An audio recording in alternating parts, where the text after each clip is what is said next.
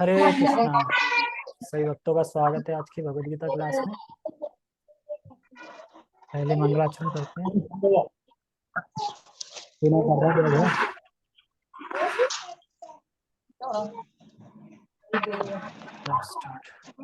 ओम अज्ञानतिमिरान्धस्य ज्ञानञ्जनशलाकया चक्षुरुन्मीलितं येन तस्मै श्रीगुरुवे नमः। श्रीचैतन्यमनोभीष्टं स्थापितं येन भूतले स्वयं रूप कदा मह्यं ददाति स्वपदान्तिकम्।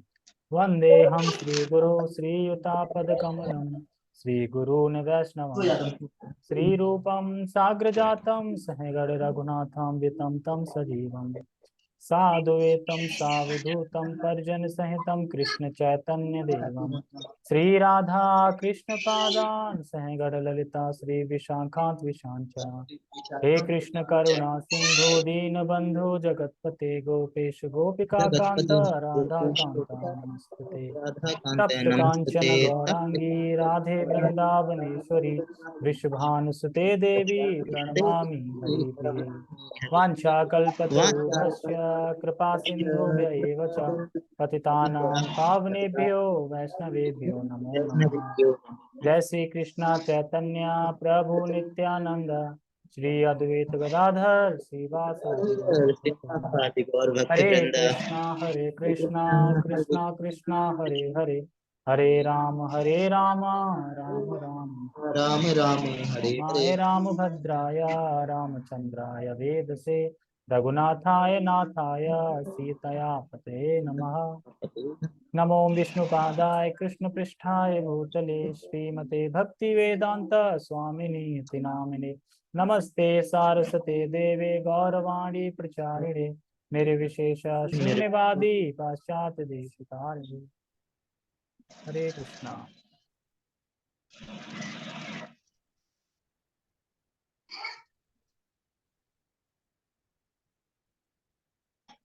तीर्थं भुक्त्वा स्वर्गलोकं विशालं क्षीणे पुण्यमृत्यलोकं विशन्ति।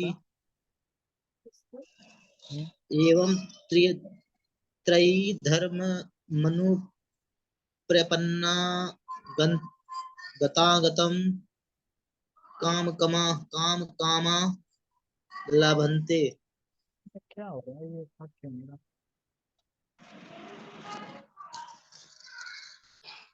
ठीक है, तो श्लोक पूरा दिख रहा है सही। पहले श्लोक में भगवान ने बताया कि जो लोग त्रिविद्या त्रिविद्या ने तीनों वेदों का ज्ञान लेके ज्ञान प्राप्त करके उच्च लोकों में जाते हैं यानी स्वर्गलोक इत्यादि में जाते हैं और वहां पे भोग करते हैं और वेदों का चरम लक्ष्य वो यही जानते हैं कि बस इंद्र तृप्ति, कि बस हमारी इंद्र तृप्ति होनी चाहिए बस। तो भगवान आगे बताएंगे कि ऐसे लोग जाते हैं पुण्य पुण्य कर्म करके जाते हैं स्वर्गलोक को, तो इनका क्या होता है, क्या वो वहीं पे रहते हैं या वापस आते हैं या क्या है। तो हम पहले श्लोक का उच्चारण करेंगे। ते तं भुक्त्वा सर्वलोकं विशालम् क्षीणे पुण्ये मृत्युलोकं विशन्ति। एवं त्रिधर्मामनुप्रमन् एवं त्रिधर्मामनुप्रपन्ना गतागतं काम कामा लभन्ते। ते तं भुक्त्वा सर्वलोकं विशालम् क्षीणे पुण्ये मृत्युलोकं विशन्ति। एवं त्रिधर्मामनुप्रपन्ना गतागतं काम कामा लभन्ते। ठीक है, तो ते ते मतलब उन, और तम माने वो लोग, मतलब उन लोग, मतलब जो अभी चले गए ना स्वर्ग लोग, तीन वेदों का ज्ञान प्राप्त करके यज्ञ वगैरह करके पुण्य कर्म करके कर्मकांड से स्वर्ग चले गए, तो उन लोगों को क्या होता है स्वर्ग में जाके, वो बता रहे हैं। ते तम भुक्त्वा सर्वलोकम विशालम। तो भगवान कह रहे हैं उन लोगों को भोग के, उन भोगों को भोग के, कौन से भोगों को, जो वहां पे स्वर्गलोक में मिलने वाले, उन भोगों को भोग के। अच्छा बोले कैसे भोग हैं वो, तो कह रहे हैं विशालम। कह रहे हैं ना विशालम, मतलब भगवान खुद कह रहे हैं कि बहुत विशाल भोग है वहां पे, मतलब बहुत बड़े भोग हैं। भगवान खुद कह रहे हैं बहुत बड़े भोग हैं, विशाल हैं। तो भगवान खुद कह रहे हैं, यानी अनलिमिटेड। कैसे, यहाँ पे नहीं अनलिमिटेड भोग, यहाँ है या नहीं, यहाँ पे हैं भोग, लेकिन हमारी मतलब कि इतनी एनर्जी नहीं है कि हम भोग कर पाए। बहुत सारे गुलाब जामुन खा सकते हैं, नहीं खा सकते, कोई भी काम नहीं कर सकते हैं ज्यादा देर, अपना भी काम। वही तो बोल रहे हैं विशालम, वहाँ अनलिमिटेड है। कुछ भी पियो, सोमरस पी रहे हो तो पूरे दिन पूरी रात पीते रहो, ऐसा नहीं कि पेट भर गया, गिर गए कहीं, ऐसा कुछ नहीं। इसीलिए विशालम भोग बोला, यहाँ पे पियोगे दो चार के बाद नाली में पड़े देखा हो। तो ये बता रहे हैं कि हमारा ये बॉडी नहीं है कि हम कर पाए, ठीक है, क्योंकि हमारी बॉडी, हम खुद परास्त हो जाएंगे, हम कर नहीं पाएंगे। लेकिन वहां पे ऐसा है, अनलिमिटेड है, हर चीज अनलिमिटेड है, कोई भी भोग हो अनलिमिटेड कर सकते हैं उससे, कोई रोक टोक नहीं है, कोई पाप नहीं लगता और थकावट नहीं आएगी, कुछ नहीं आएगा। इसलिए कह रहे हैं भगवान विशालम भोग, बहुत बड़े भोग है। तो ये सब सुन के लोग, सब सुन के मतलब ये लोग सब सुन के प्रसन्न होते हैं, और ये सब फिर यज्ञ करते हैं, तीनों जो वेदों में बताए गए, क्योंकि जो वेदों का कर्मकांड भाग है वो फॉलो करते हैं, वेदों का जो जो भगवत तरफ उन्मुख हो वो फॉलो नहीं करते ये लोग, ठीक है। फिर क्या करें, अच्छा, तो मतलब विशाल भोग हैं, फिर आगे तो कह रहे हैं भोग तो विशाल है, फिर भगवान कह रहे हैं छिड़े पुण्यो, पुण्य मृत्युलोकम विशंति। और उनका पुण्य धीरे धीरे धीरे धीरे जैसे ही क्षीण होता है, समाप्त होता है, और वो मृत्यु लोक पे वापस आते नहीं है, गिरते हैं। आने में और गिरने में बहुत फर्क है। गिरना मतलब कि एक तुच्छ भावना से फेंक देते हैं कि चलो बहुत भोग भोग लिए, हम शहर, मतलब एक होता है ना कि किसी को कोई पदवी मिल गई हो तो कोई होता है जो शहर आए खाली कि बस इसका ये टाइम लिमिट है, जैसे इसका टाइम खत्म होगा इसको भगा देंगे यहाँ से, तब तक उसे टॉर्चर उसका सहना पड़ रहा है। तो इसी तरीके से हाँ, जब तक पुण्य है तब तक है, पुण्य के बाद ऐसे धक्का निकाल के भगा देंगे, मतलब नीचे फेंक देंगे, इस तरीके से। तो मृत्यु लोकम विशंति, यानी नीचे गिर जाता है। फिर कह रहे हैं एवं त्रिधर्मा मनु प्रपन्ना, मतलब जो इस प्रकार से तीनों वेदों का जो धर्म है, जो इस प्रकार से तीनों वेदों का धर्म धर्म तीनों वेदों का धर्म का जो शरणगत होते हैं, मतलब तीन जो वेद हैं जो बताए थे कल के श्लोक में, उन तीनों वेदों के शरणगत होते हैं ये लोग। तो फिर क्या करते हैं, तो कह रहे हैं गतागतम, गतागतम का मतलब होता है गए और आ गए, जाना आना, जाना आना।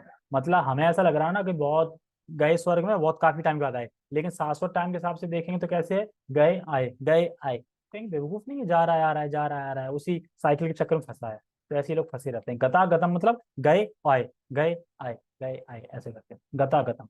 काम कामा लभंते, काम कामा लभंते मतलब जो इंद्र सुख के पीछे भाग रहे हैं उन्हें क्या प्राप्त होता है, जो इंद्र सुख के पीछे भाग रहे हैं उन्हें क्या प्राप्त होता है, हाँ जन्म मृत्यु प्राप्त होता है, मतलब गए आए मतलब गता गता। तो गए आना जाना यही प्राप्त होता है। इसलिए भगवान अगले श्लोक में बताएंगे ये नहीं करना है, अगले श्लोक में क्या करना है अन्य भाव से बताएंगे, उसके लिए बताएंगे। कहते हैं ना भगवान रक्षा करते हैं, मोक्ष में भी वहां भी हम, ऐसे करके श्लोक आएगा ना, जो LIC वालों ने कॉपी किया है, वो श्लोक आएगा कल। लेकिन यहाँ पे एक चीज समझनी है कि लेकिन यहाँ पे असफल योगी की बात नहीं हो रही है, ये असफल योगी नहीं है, ये कर्मकांडी लोगों की बात हो रही है, जो वेदों को फॉलो करते हैं, कर्मकांड के हिसाब से कर्म करके स्वर्ग जाते हैं, स्वर्ग से फिर नीचे आते हैं, और फिर वही तीन यज्ञों से फिर वही यज्ञ करते हैं, तीन वेदों से धर्म वगैरह करते हैं, फिर जाते हैं फिर आते हैं। तो इसमें फंसे पड़े हैं, मतलब जन्म मृत्यु के चक्र में फंसे पड़े हैं। लेकिन जो असफल भक्त है उसके बारे में ये नहीं है, वो पुण्य खत्म होने से स्वर्ग में, जैसे कि मान लो कि असफल योगी गिर गया तो वो स्वर्ग तो जाएगा ही जाएगा, लेकिन ऐसा नहीं है कि अब उसके पुण्य खत्म हो जाएंगे तो वो नीचे आ जाएगा। जब तक वो ऊब नहीं जाएगा वहां पे, तब तक वो स्वर्गलोक में रहेगा, और उसके बाद फिर गिरेगा नहीं, फिर नीचे आएगा और फिर भक्ति करेगा अपनी। और कोई कोई ज्यादा उन्नत होता है वो वहीं से चला जाता है स्वर्ग से, ठीक है। टेक्स्ट पढ़ते हैं। इस प्रकार जब वे उपासक, इस प्रकार जब वे उपासक विस्तृत स्वार्गिक इंद्र सुख को भोग लेते हैं और उनके पुण्य कर्मों के फल क्षीण हो जाते हैं, तो वे मृत्यु लोक में पुनः लौट आते हैं। इस प्रकार जो तीनों वेदों के सिद्धांतों में दृढ़ रहकर इंद्र सुख की गवेषणा करते हैं उन्हें जब मृत्यु के चक्र ही मिल पाता है। जो लगे ना गवेषणा करते हैं भैया वेद पढ़ने चाहिए, वेदों को फॉलो करना चाहिए, वेद में ये एक लिखा है, इसी चीजों में जो गवेषणा करते हैं वो लोग इसी चक्र में बस फंसे रहते हैं, बार बार बार बार बार बार बार बार, क्योंकि वही करेंगे फिर जाएंगे फिर आएंगे फिर जाएंगे फिर आएंगे, तो इसी में फंसे रहते हैं। यानी जो स्वर्ग में गए उन्हें लगता है अब तो आनंद आएगा, स्वर्ग में पहुंचने में क्या लगता है, अरे स्वर्ग पहुंच गए हम, अब तो काफी टाइम तक करेंगे, लेकिन ये नहीं पता कि भगवान अगली लाइन में क्या कह रहे हैं। जैसे ही पुण्य क्षीण होंगे वापस फिर गिरेंगे, ये नहीं पता रहता हूँ कि वापस वो सोचेंगे परमानेंटली है, क्योंकि पुण्य को कंज्यूम करने के लिए स्वर्ग इत्यादि जाते हैं। जो पुण्य है तो पुण्य को खर्च भी तो करने पड़ेंगे ना, तो खर्च करने के लिए पुण्य को कहाँ जाते हैं, स्वर्गलोक, ये मैन है मतलब। पुण्य को खर्च करने के लिए स्वर्गलोक ही जाना पड़ेगा। जैसे कि अ, अगर किसी ने $5,000 दे दिए कि जाओ यूएस से, जाओ यूएस से पहुंच गए, तो कब तक भोग सकते हैं यूएसए को, जब तक $5,000 है। जैसे ही $5,000 खत्म हो जाएंगे वीजा लेके वापस इंडिया आना पड़ेगा। तो इसी तरीके से जितने पुण्य हैं उस पुण्य को काटने के लिए, खत्म करने के लिए स्वर्गलोक गए, और स्वर्गलोक से फिर पुण्य खत्म करके फिर वापस आ गए। तो क्या जाना अच्छा हुआ, ये जो लोग है ना अपने पुण्य खत्म करने जा रहे हैं वहाँ पे, मतलब पैसा लुटाने जा रहे हैं एक तरीके से, इस तरीके से। हाँ। और जो वेदों को फॉलो, वो लोग फॉलो वेदों को तो फॉलो करते हैं, और यही वेदों में मतलब कर्मकांड को फॉलो करते हैं। तो देवता वहां पे जाके देवताओं का शरीर मिलता है, देवता बनते हैं और कुछ टाइम तक रहते हैं, उसके बाद फिर नीचे देवता से नीचे गिरते हैं। अगर कोई व्यक्ति पुण्य करके स्वर्ग चला गया तो क्या हुआ, कुछ नहीं हुआ, वापस फिर आएगा। विशालम, तो विशालम से बता रहे हैं कि बहुत बड़े भोग है वहां पे, इंद्र सुख की कामना से लोग भोग करते हैं इसलिए स्वर्ग जाते हैं, लेकिन जैसे ही खत्म हो जाते हैं वैसे ही वापस आ जाते हैं। कहाँ वापस आते हैं, दुखमय संसार। एक्चुअली ये संसार दुखमय ही है। जैसे कि अपन सुनते सुनते हैं ना कि मल मूत्र त्यागना, अभी तक तो नहीं लग रहा ना कि मल मूत्र त्यागना तो इजी है ना, लेकिन अब लग रहा है इजी है, बहुत कठिन है। इसलिए भगवान कहते हैं ना मल मूत्र त्यागना, ये सब व्याधि है ना, ये सब बेकार चीजें ही है मतलब। अभी नहीं लग रहा, बुढ़ापे में लगता है ये मल मूत्र त्यागना कितना बुरा लगता है, क्यों क्यों त्यागना पड़ता है। सबसे बड़ी कठिनाई इसी की आ जाती है, लैट्रिन की बात नहीं, दोनों की आती है।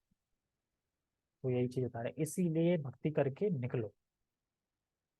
लेकिन वही है कि अटैचमेंट इतना है ना, मोह इतना है कि मन नहीं होता निकलने का। जैसे कि एक लाइन में पढ़ रहा था कि जो पाश्विक जीवन बिताता है, जैसे पशु जैसा जीवन बिताता है, वो अभी मानव है ही नहीं। मतलब मानव वो है कि जो पाश्विक चीज ना बिता के, मतलब जो भगवान ने जो इंस्ट्रक्शन दिए हैं उसको फॉलो करके, मतलब आत्मा के लिए जो कार्य कर रहा है वो अपना जीवन जी रहा है, वो मानव है। लेकिन जो शरीर के लिए कार्य कर रहा है वो पाश्विक है, मतलब पशुओं के समान। जैसे कि छोटे बच्चे में पशुओं में क्या फर्क है, पशुओं में बराबर ही है अगर देखो सोचो तो। छोटा बच्चे कुछ पता है, बोल नहीं पाता, पशु भी नहीं बोल पाता। उसे नहीं पता, जो आदमी दे दो खाने लगता है, पशु भी जो दे दो मतलब वो उसी की तरह ही है। फिर पशु से अपन धीरे धीरे उसे सिखाते हैं तब जाके वो इंसान बनता है। तो आगे पढ़ते हैं। ये माउस खराब हो गया।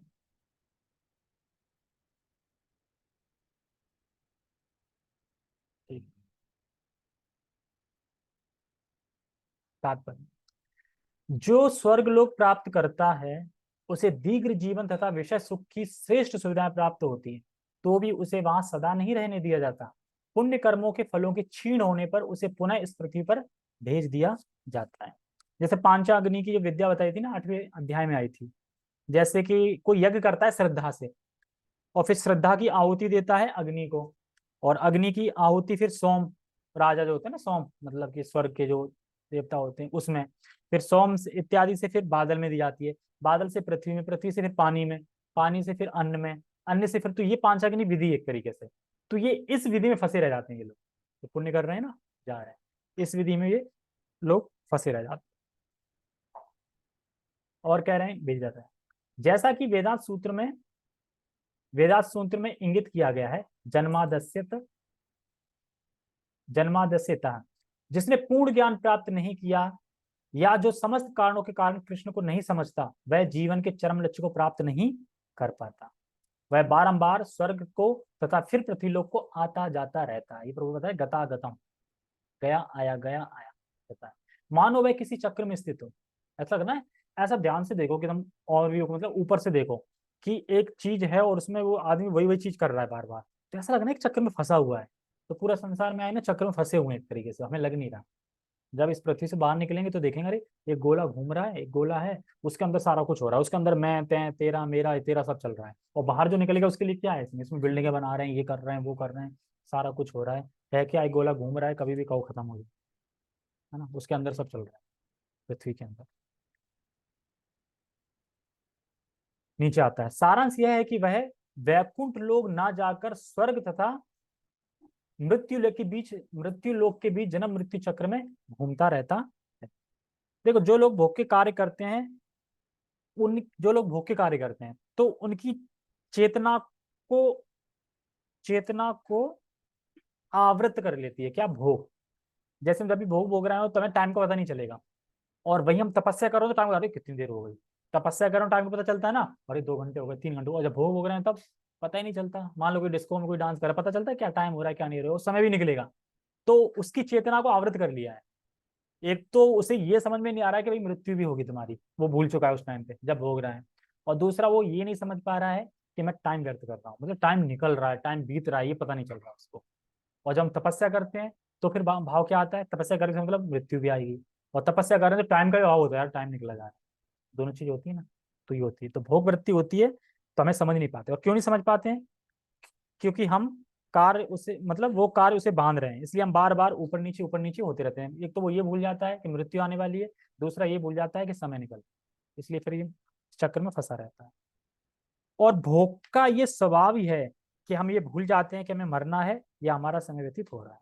और तपस्या करें तो बड़ा कठिन लगता है, कब निकलेगा समय, 2 घंटे भी बड़ा मुश्किल में निकलते होंगे। तो जब तक व्यक्ति कृष्ण की भक्ति या भक्तों के संग में आके ज्ञान की प्राप्ति नहीं करता, तब तक इसी चक्र में फंसा रहता है। तो चक्र से बाहर निकलने के लिए एक ही चीज है, कृष्ण की भक्ति, भगवान वासुदेव की भक्ति, विष्णु की भक्ति और भक्तों का संग।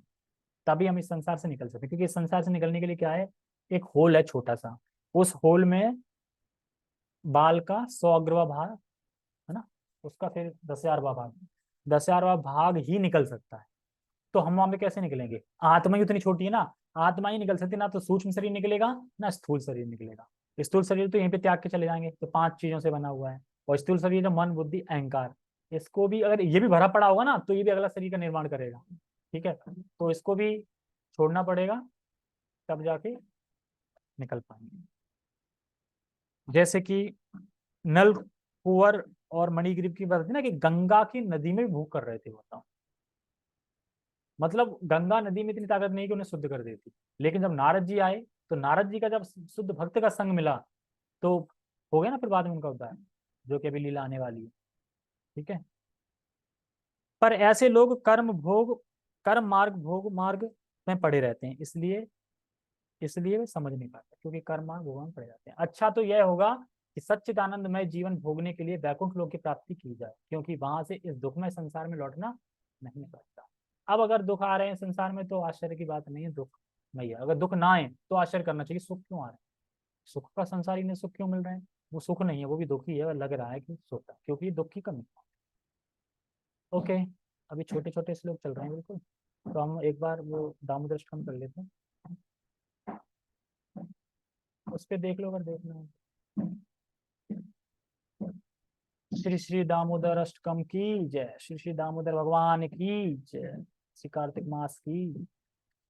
नमामीश्वरं सच्चिदानन्दरूपं लसत्कुण्डलं गोकुले व्राजमानं यशोदाभियोलुकालाद्वमानं परामृष्टमत्यं ततो धृतिगोप्या रुदन्तं मुहुर्नेत्रायुग्मं मृजन्तं कराम्भोजयुग्मेनाशान्तकनेत्रम् मुहुश्वासकम्पात्रिरेखाङ्ककण्ठा स्थितग्रहवं दामोदरं भक्तिबद्धम् इति द्रक्ष्वलीलाभिरानन्दकुण्डे स्वघोषं निमज्जन्तमख्यपयन्तम् तदीयेषु भक्तिर्जितत्वं पुनः प्रेम तस्तं शतावृत्ति वन्दे वरं देवमोक्षां न मोक्षं वदिं वा